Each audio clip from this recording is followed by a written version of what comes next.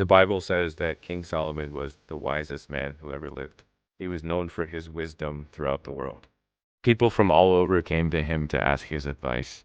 But how did Solomon become so wise? What can we learn from his life? And how can we apply it to our own lives today? Welcome to the channel. There are many stories about Solomon in the Bible. He was the son of King David and Bathsheba. When he became king, God appeared to him in a dream and asked him what he wanted. God said, "You have asked for wisdom, and I have given you wisdom." So from the very beginning of his reign, Solomon had the opportunity to be wise. But what does it mean to be wise? To me, wisdom means more than just knowledge or understanding. Wisdom is using the knowledge and understanding that you have to make good decisions.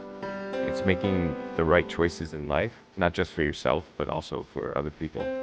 So let's look at 4 things that we can learn from King Solomon that can help us to be more wise in our own lives.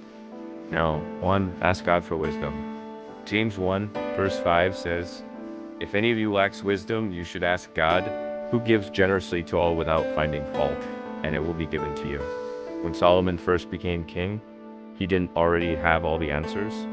He didn't know how to rule over the people in Israel. So he went to God and asked him for wisdom. This is an important lesson for us. We can't expect to be wise all the time. Sometimes we need to ask God for wisdom. And when we do, he will give it to us. No, 2, don't be afraid to make decisions. One of the most important things about wisdom is the ability to make decisions.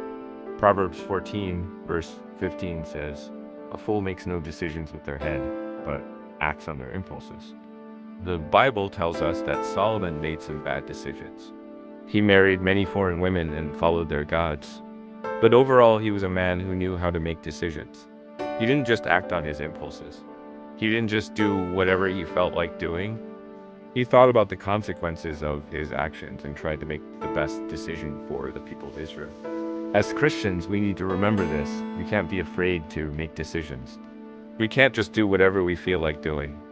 We need to think about the consequences of our actions and make the best decision that we can. Now, of course, we can't expect to make the perfect decision every time. But if we ask God for wisdom and put careful thought into our decisions, we will be on the right track.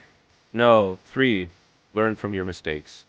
Proverbs 19, verse 11 says, "Whoever is slow to anger has great understanding, but one who has a quick temper is foolish." Even though Solomon had wisdom, he made some foolish decisions. But the Bible tells us that he learned from his mistakes. In 1 Kings chapter 11, verses 42-43, it says that Solomon feared God. But not only did he not turn away from sin, but he actually did evil things even worse than his father David had done. Then Solomon built high places for worshiping false gods, something his father David had never done. As soon as Solomon turned away from following God, he began to worship idols. Why did this happen? Because although Solomon was wise, he wasn't perfect. And when he made mistakes, he didn't always admit them or try to correct them. Instead, he tried to justify his actions. This is something that we need to be careful of. We can't think that because we are Christians, we won't make any mistakes. We all make mistakes, but what matters is what we do after we make them. Do we admit our mistakes and try to correct them? Or do we try to justify them and pretend that they didn't happen? Let's remember that we all make mistakes, but we should learn from them and try to do better next time. Number 4, use your wisdom to help others. In the book of Kings, chapters 3-4, there are many stories about Solomon's wisdom. One of the most famous ones is when he judged 2 women who were arguing over a baby. Each woman claimed that the living baby was hers, but Solomon wisely figured out a way to determine the truth. He told them to cut the baby in half, giving each woman half of the child.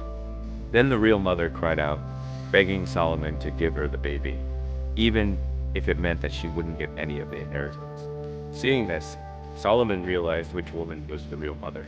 He gave her back the baby and let her take the whole inheritance. And that's how he solved this difficult problem. Solomon used his wisdom not only to help himself, but also to help others. And that's what we should do too. If we have wisdom, we shouldn't keep it to ourselves. We should use it to help others.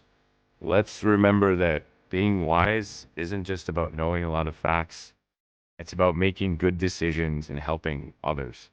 So let's ask God for wisdom. Let's learn from our mistakes and use our wisdom to help others. By doing these things, we can become more like the wisest man who ever lived, King Solomon. Thank you for watching this video. If you enjoyed it, please leave a thumbs up. Also, remember to subscribe to our channel so you don't miss out on future videos. God bless you.